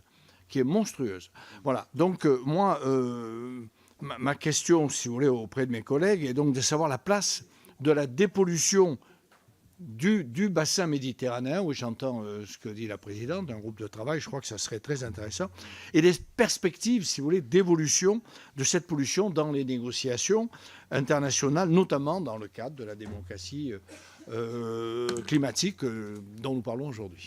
Voilà. Merci beaucoup, monsieur le député, de ce cri d'alerte et d'alarme sur la Méditerranée que j'entends vraiment. J'ai invité d'ailleurs le secrétaire général de l'Union pour la Méditerranée à venir, et il va venir rapidement devant notre commission. Je pense que cette question est une question absolument cruciale.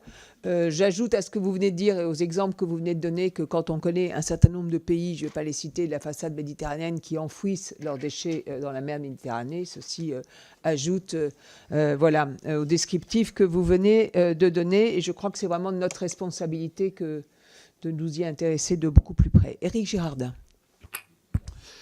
Merci Madame la Présidente, merci aux deux rapporteurs pour ce rapport éclairant et la façon dont ils l'ont animé également. Moi j'aurais une remarque, une question. La remarque, c'est on a fixé donc en 2015 dans le cadre de la COP 21 des objectifs, donc une politique. Et je m'aperçois qu'on arrive 3 ans plus tard où on n'a toujours pas mis en place de stratégie de développement, c'est-à-dire un plan de moyens efficace qui soit en phase avec l'objectif qui s'est fixé. Et donc je voudrais juste dire que là, il y a quand même dans la mise en œuvre un problème de duration entre l'objectif politique et le moment où on se met en œuvre pour pouvoir tout simplement se mettre en action. Et donc c'est assez dommageable, compte tenu justement de l'urgence qu'il y a au niveau de ce dérèglement climatique. Il me semble qu'on est en décalage et en incohérence totale. Ça, c'était la remarque. La question, c'était la question sur le financement climatique. Donc Hubert Julien Laferrière a parfaitement bien décrit. En tout cas, j'étais en alignement complet dans ce qu'il a dit.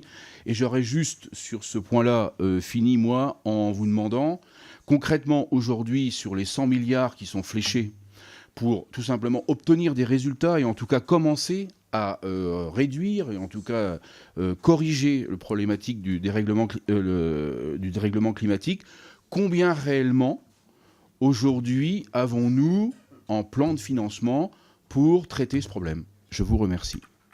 Merci beaucoup, monsieur le député. Plus personne ne demande à intervenir. Très bien. Ah si, voilà, vas-y. Amélia Lacrafi. Pardon. Merci beaucoup, Madame la Présidente. Merci beaucoup aux rapporteurs. Un petit mot, juste, une petite parenthèse. C'est beau de s'indigner sur l'exploitation des terroirs quand on a tous un smartphone, un ordinateur. Bon, ça c'est une parenthèse. En parcourant le rapport, l'excellent rapport, je n'ai rien trouvé sur les enjeux des besoins énergétiques des data centers. Je m'explique. Ces 2 dernières années, nous avons produit 90% de toute la masse de données depuis la création d'Internet. Et aujourd'hui, tous les serveurs dans le monde consomment plus que la consommation d'électricité française. Et voilà, je me dis que sur l'accès à Internet, le monde entier n'est pas encore accordé. Et quid de la consommation énergétique des serveurs dans le monde dans les années à venir? Merci beaucoup. Eh bien, je me tourne vers nos 2 co-rapporteurs qui vont maintenant essayer de vous répondre avec précision. Merci Madame la Présidente. La richesse, le nombre des questions nous font peut-être poser 2 questions, Madame la Présidente, 2 suppliques même. Il faut nous voter des crédits illimités pour que nous puissions parcourir la planète, pour à la fois balayer tous les problèmes de géostratégie, M. Mélenchon, et puis tout le reste, quoi. Bon, non, très sérieusement, merci en tout cas de toutes ces questions. Bon, vous l'aurez compris, on avait une mission qui était une mission simple et claire, enfin simple, claire du moins, à savoir essayer de décrypter pour vous, pour les pouvoirs publics, ce qu'il pourrait se passer dans la COP 24 et de vous faire un état des lieux sur ce qui nous semble, nous, le résultat de la mise en place de la COP 21. Soyons clairs, d'abord pour commencer. La COP 21 a eu des avancées et a eu, je dirais, des vérités qui ont été des points extrêmement positifs. Encore une fois, je vous le répète, vous le savez, c'est le seul moment où nous avons pu contraindre, entre guillemets, gentiment, 180 pays pour faire leur feuille de route, c'est-à-dire les fameuses INDC. Ça n'était jamais arrivé, et donc nous avons donc une base de données, les Nations Unies ont une base de données plutôt fiable, qui est l'engagement de 180 pays sur leur, je dirais, sur leur trajectoire à venir 2020, 2025, 2030, sur leurs émissions de gaz à effet de serre. Ça, c'est le point très positif. Le point négatif, il y en a, il faut les dire, Nous avions à l'époque, et j'étais le premier puisque j'avais un peu d'antériorité sur les COP, puisque j'ai démarré moi les COP avant de Copenhague, avant 2009, en 2008. Je vous ferai une anecdote d'ailleurs sur la COP de 2009 de Copenhague. Je reviens sur le sujet. Le point négatif, mais c'était complexe et compliqué, c'est que nous n'avons pas obtenu un traité juridiquement contraignant. C'est ce qui manque. Et donc, de ce fait, comme nous n'avons pas un traité juridiquement contraignant, nous n'avons pas la main sur le contrôle, les Nations Unies n'ont pas la main sur le contrôle, et donc sur les sanctions. Donc cette chaîne de valeur, finalement, juridique, contrôle et sanctions, manque. Et donc, même si les pays ont fait leur feuille de route, même s'ils ont construit leurs INDC, on ne peut pas les montrer du doigt. On peut les montrer du doigt, mais ça ne s'arrêtera là pour l'instant. Alors la deuxième chose, c'est que pourquoi on vous dit qu'il y a urgence et pourquoi la présidente a eu la gentillesse de nous dire en 2019 il faut continuer le travail, etc., ce que nous ferons bien volontiers. Parce que nous avons une fenêtre de tir qui est de grosso modo de 2 à 3 ans. Je m'explique. La COP21 en 2015 pose les bases quand même d'un traité qui est un traité multilatéral et international. Elle dit voilà les objectifs, voilà l'objectif de 2% et éventuellement de 1,5%. Mais la somme, je le répète, c'est ce que j'ai dit tout à l'heure, des feuilles de route, c'est 3,5. Et donc, l'idée est de revisiter pour chacun des pays les feuilles de route, c'est-à-dire les INDC, les NDC. D'accord ? L'objectif de c'est inscrit dans le marbre de la COP 21 de Paris, c'était à 5 ans, 2015-2020, la revisitation des objectifs. Et donc nous approchons de cette date, nous approchons de 2020. Et ce que nous voulons, nous, c'est que évidemment nous revisitions ces objectifs, puisque sans ça, c'est la démonstration, c'est QFD, sans ça, eh bien nous ne serons toujours pas à 1 ou 1,5 ou à 2, mais toujours à 3,5. Donc l'objectif est compliqué. Hein. La COP 24, la COP de Pologne, elle a, si elle peut être réussie, en tout cas c'est l'objectif que nous portons, pas plus, pas être trop ambitieux, c'est de dire, on grave dans le marbre l'accord de Paris d'un point de vue juridique, d'un point de vue technique, d'un point de vue politique et d'un point de vue de la transparence des objectifs. C'est tout. Dans la COP de Pologne, on ne remettra pas sur la table la revisitation des feuilles de route, ce qui nous pose un petit problème. Ce qui veut donc dire, si on veut les faire en 2020, qu'il faut s'y mettre en 2019, et très vite. Or, pour l'instant, il n'y a pas de prémisse, le dialogue de Talaloa, mais bon, qui progresse gentiment. Parce qu'il y a une commission qui s'appelle Dialogue de Talaloa qui essaye de mettre en œuvre l'idée qu'il faut revisiter pour chacun des pays ces feuilles de route. Mais bon, voilà quoi. Donc l'année 2019 va être cruciale dans cette affaire. Si on veut obtenir en 2020 une revisitation des feuilles de route, il faut qu'on s'y mette en 2019. Et donc l'année 2019 va être fondamentale. Je ferme la parenthèse là-dessus pour bien montrer ce qu'on peut attendre de la Pologne, de Katowice, et de ce qu'on peut attendre en 2019 et en 2020 de la revisitation des efforts de chacun. Parce qu'en fait, c'est la revisitation des efforts de chacun, rehausser nos ambitions de façon à n'être plus sur une courbe d'1,5 degré, 2 degrés, de 3,5, mais plutôt de redescendre sur 2 degrés. Voilà les objectifs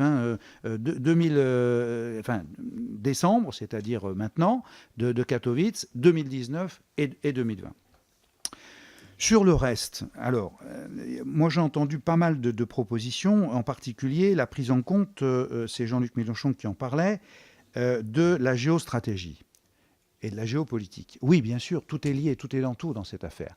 On le note dans notre rapport. Il y a un paragraphe que je reprendrai qui s'appelle « Une menace de plus en plus palpable à travers le monde, le cas du sous-continent indien ». On a pris, si tu veux, le cas du sous-continent indien avec l'affaire de l'Inde, avec l'affaire du Pakistan, etc. Mais vous l'avez compris, dans notre rapport, on ne peut pas tout balayer. Hein. On pourra le faire au fil des années, parce que je crois que ça en vaut la peine. Mais ça sera compliqué de tout balayer.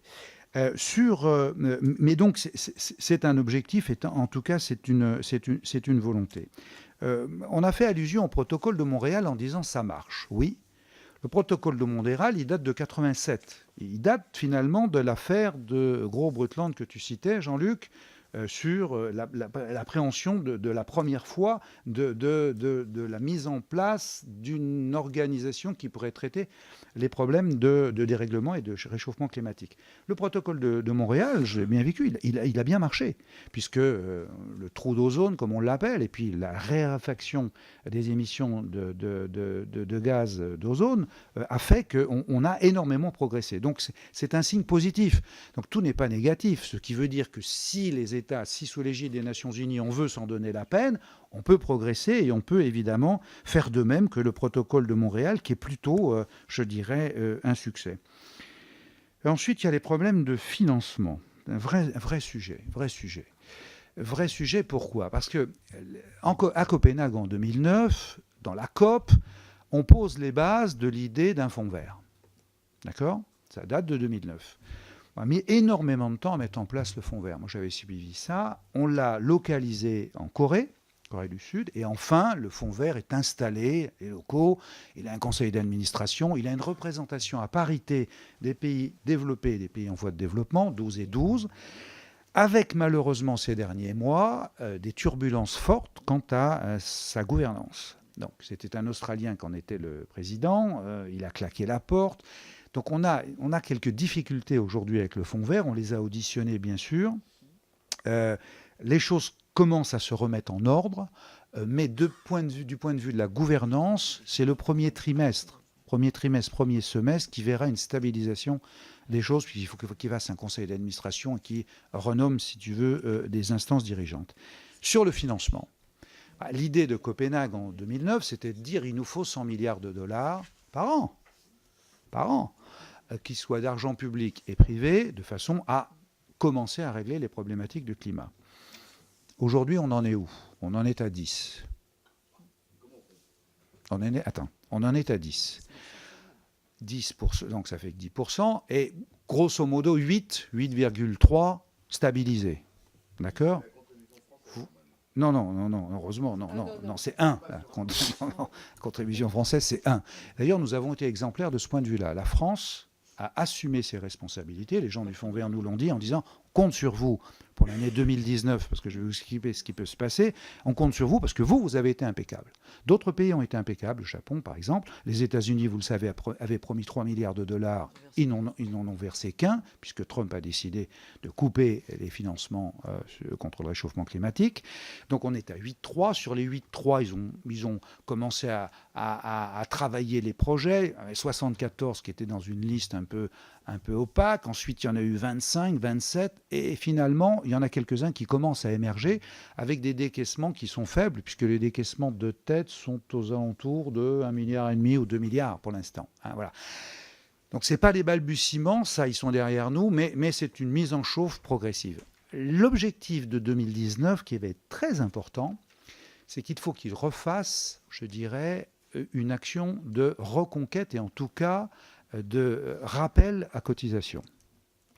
Et ils nous disent, en disant, bon, il faut y aller, parce que c'est pas avec 8 milliards 3 ou avec 10 milliards qu'on va régler les problèmes. Oui, mais nous, on a besoin d'une gouvernance stabilisée, donc on se met un peu la queue. Laissez-nous mettre en place notre gouvernance, notre nouveau conseil d'administration, notre nouveau comité exécutif. On va le faire vraisemblablement au premier trimestre.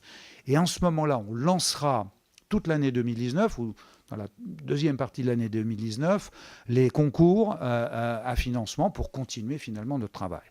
Ça, c'est le fonds vert. Puis ensuite, il y a le reste. Le reste, c'est un peu nébuleux. L'OCDE a fait un rapport, qui était un rapport en 2015 ou 2016, qui disait il y a 62 milliards finalement, donc on n'est pas très loin des 100 milliards, tout va bien, etc. Quand on rassemble tout l'argent privé, l'argent public, les grandes institutions, les banques, etc. etc. Alors, ce rapport a été très contesté parce que, encore une fois, il y a, on le sait très bien, même nous, on en est parfois les témoins, il y a du recyclage de crédit. Alors, nous, on se plaint du recyclage de crédit dans notre pays ou dans l'Union européenne. Alors, vous imaginez au niveau international et au niveau mondial. Donc, pour te dire exactement où on en est, je ne le sais pas. Je te mentirais en te disant, voilà, c'est pile poil le chiffre, etc. L'OCDE a fait un rapport, encore une fois, très contesté. On a additionné vraisemblablement des choux et des carottes. Et donc, c'est un peu compliqué. Alors, c'est évidemment On me fait passer des petits mots. Oui, c'était 3,5 pour le fonds vert. Donc, sur le plan international, c'est complexe et compliqué. On pourra s'y rappeler, Madame la Présidente, si vous en êtes d'accord, pour essayer de dénouer un peu les fils de ce financement international complémentaire. Si tu veux continuer, mais moi, je pourrais continuer, si tu veux, à répondre. Oui, si tu veux. Alors, il faut que tu éteignes. Je parle de... Voilà, pour répondre notamment sur compléter ce que tu viens de dire sur le fond vert, c'est vrai qu'il est transparent. Donc, quelque part, je me dis que ces réunions d'ailleurs sont diffusées en direct, mais justement ce problème réside juste dans la gouvernance par consensus. C'est plutôt là que le souci est plus prégnant. Donc il faut développer des modes de décision peut-être plus alternatifs et avoir un recours à une majorité plus qualifiée, certainement. Et il faut absolument permettre aussi de développer ce projet. Donc ça, c'était pour le fond vert, mais tu l'as déjà développé. Par rapport à Madame Poletti tout à l'heure qui s'inquiétait donc de l'exportation de la pollution, c'est vrai qu'il faut être vigilant sur la partie délocalisation de nos émissions. Mais à la fois, il faut regarder, la partie empreinte carbone, mais consommateur aussi, qui est très importante. Et la partie des terres rares, mais ça on l'a dit tout à l'heure aussi. Mais l'empreinte carbone, c'est aussi la contribution nationale au réchauffement du point de vue du consommateur, c'est bien ce que je dis, plutôt que de celui du producteur. Donc la France aussi, je dirais que le total de cette empreinte, il est bien plus supérieur à l'inventaire qu'on a fait tout à l'heure. Donc je voulais aussi garder cette interrogation sur notre consommation, et non pas que sur la production. Quant à Mireille Clapeau, elle a parlé de l'égalité, la place de la femme. C'est vrai que 43% de la main-d'œuvre, tu l'as souligné, la main-d'œuvre agricole, ce sont des femmes. Et 70% des personnes aussi pauvres sont particulièrement donc, des femmes. Et donc 80% de la nourriture aussi des pays en développement produite par des femmes. Donc je pense que là, au niveau agronomie, il peut y avoir un travail de fait à travers la place des femmes et à travers une révision de nos modes de production. Nous avons rencontré la secrétaire de l'exécutif de la Convention cadre, qui est une femme d'ailleurs, pour toute la partie communication, Madame Patricia Espinosa, qui est mexicaine. Mais je dirais qu'elle était optimiste sur la place des femmes, justement, qui peut être un tournant pour la prise en compte et ce côté lié à la nourriture, à la production, à la femme, à la maternité, pour justement réorienter certains choix de production. Donc voilà, je voulais l'annoncer. Oui, vas-y. Ah, pardon. Peut-être répondre à Madame Le Pen aussi. Il y a notre ami Lassalle. On va parler un peu de la Chine, de la Méditerranée. Madame Le Pen sur le débat à l'Assemblée, les débats à l'Assemblée, et puis sur l'Allemagne. Les débats à l'Assemblée, c'est vrai qu'il y en a eu peu. Il y en a eu un tout, enfin pas récemment, mais c'était en 2016-2017. Moi, j'y avais participé. C'était sur l'accord de Paris et la ratification de l'accord de Paris, puisque finalement, bien sûr, on a été un des tout premiers pays à ratifier l'accord de Paris. C'était bien logique. La COP21 était sur notre territoire et c'était vraiment l'instrument, je dirais, marquant des dernières années en matière de COP. Donc il y a eu celui-là. Il n'y en a pas eu beaucoup d'autres. Je suis d'accord avec vous. Donc de ce point de vue-là, moi, ça me va bien si on peut refaire dans l'hémicycle. Ça serait quand même légitime et normal quand même qu'on reparle un peu de tout ce qu'on parle dans notre commission sur la situation actuelle et sur la situation mondiale qui nous préoccupe tous. Sur l'Allemagne, oui, on a des petits soucis avec l'Allemagne. On est entre nous là, mais l'Union européenne a toujours été allante sur les questions de climat. Elle a toujours été, je l'ai démontré avec les directives de 2008 et de 2014, on a toujours été en pointe. Et la plupart des pays, je dirais, en voie de développement, comme on les appelle de l'annexe 2, étaient derrière la France et nous poussaient. On peut dire qu'aujourd'hui, l'Union européenne marque un peu le pas. Il y a des différenciations. Les objectifs ne sont pas très clairs et en particulier, on n'a plus ce mandat qu'on avait quand on allait dans les COP pour parler au nom des 28. Ça nous pose un problème. Ça nous pose un problème en particulier avec certains pays, l'Allemagne d'abord, qui a fait un choix économique et un choix énergétique différent du nôtre, et qui nous pose un vrai problème. Je rappelais que par capita, c'est 9 tonnes. Nous sommes à 4,5, hein, voilà, d'accord. Donc les émissions allemandes sont évidemment très très importantes. Deuxièmement, elle entraîne derrière quelques pays, je pense en particulier à la Pologne, qui est un État charbonnier, qui nous pose un problème, dont on espère qu'elle va tenir la COP 24 de bonne façon. Je vous rappelle quand même que les COP, il y en a eu 24, par définition, puisqu'on en est à la 24e. Comment ça fonctionne ? C'est sous l'égide des Nations Unies. C'est les Nations Unies qui organisent. COP, ça veut dire conférence des parties, en fait, hein, donc des pays. C'est les Nations Unies qui organisent. Mais le pays organisateur, il a un rôle à jouer. Il peut être très mauvais comme très bon. Moi, j'ai fait une dizaine de COP, j'ai vécu des très mauvais pays. Je pense à Copenhague en 2009, qui a été un fiasco total, alors que tous les chefs d'État étaient là. Il y avait 100 chefs d'État. Il y avait Poutine, il y avait Obama, il y avait Sarko, il y avait tout le monde, il y avait Merkel. C'était un foisonnement et on attendait de Copenhague monts et merveilles. Et on s'est aperçu qu'il y a eu une déception qui nous a fait que pendant les 2-3 années suivantes, on a baissé un peu le sac. Je vais vous raconter juste une anecdote. On a 10 secondes, Madame la Présidente, si vous me le permettez. Tellement c'était mal organisé à Copenhague, qui m'est arrivé, écoutez-moi bien, de me retrouver dans une salle comme celle-là, avec tous les chefs d'État. La sécurité, je ne sais pas comment elle fonctionnait, de Poutine, de Obama, enfin de Sarko, a fait que c'était un bazar innommable. Et je me suis retrouvé dos au mur, debout pendant 2 heures, à les écouter négocier entre eux. On était 2 ou 3 collègues. Enfin, c'était hallucinant. J'ai vécu un truc extraordinaire parce que ça a été le bazar. Mais finalement, à l'arrivée, la présidente... non, mais la présidente de la COP a été un peu débarquée. Enfin, il a fallu en changer en cours de route. Simplement pour dire que le pays organisateur a quand même un rôle à jouer. Il peut être moteur, il peut être allant, il peut avoir un rôle de médiation.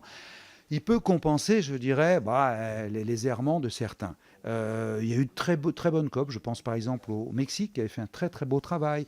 À Lima, ça s'est plutôt bien passé avec le Pérou. En France, bien sûr, avec la COP 21. Puis il y en a d'autres où, on dira les noms, où ça s'est moins bien passé. Donc on attend, bien sûr, de la Pologne d'organiser cette COP, de la porter sur les fonds baptismaux. Elle a, encore une fois, je l'ai dit, un périmètre qui est un périmètre assez restreint. Et si déjà on l'atteint, ça sera formidable. C'est la mise en œuvre vraiment concrètement des accords de Paris pour qu'on passe à l'étape supérieure, c'est-à-dire en 2019, à demander à tous les pays, et 180 pays pour l'instant qui ont répondu, de revisiter leurs objectifs. Sur la Chine, c'est un pays intéressant, la Chine. Moi, j'y étais quelques fois dans mes anciens rapports. Ils ont vraiment pris le côté, je dirais, consciencieux que l'on leur connaît, d'une certaine responsabilité et avec un pragmatisme économique à nul autre pareil. Et donc, pour eux, même s'ils viennent de très très loin, ils ont décidé que la cause environnementale, et en tout cas la cause du réchauffement climatique, était importante. Bon, on ne fait pas un dessin, on sait aussi pourquoi. Quand on se balade en Chine, on sait très bien que la pollution est extraordinairement élevée, qu'il y a des décès dont on ne peut mesurer bien sûr les effets puisque c'est compliqué là-bas. Et donc ils ont vraiment une conscience de ça. Pour autant, la difficulté qu'on a avec eux, c'est qu'ils respectent leur feuille de route. Hein. Ça, c'est important. Ils respectent leur feuille de route, mais leur feuille de route est trop faible. Car comme je le disais tout à l'heure, ils sont les premiers pollueurs mondiaux, 29%, et ils sont à 7 tonnes par capita, 7 tonnes par habitant, c'est-à-dire plus que la France, et que vous multipliez par 1,4 milliard, ce qui fait les 29% des gaz à effet de serre au niveau mondial. Mais ils ont une trajectoire qui tienne pour l'instant, etc. Bon, voilà ce qu'on peut dire de nos amis de la Chine. Sur la Méditerranée, Guy, tu as raison.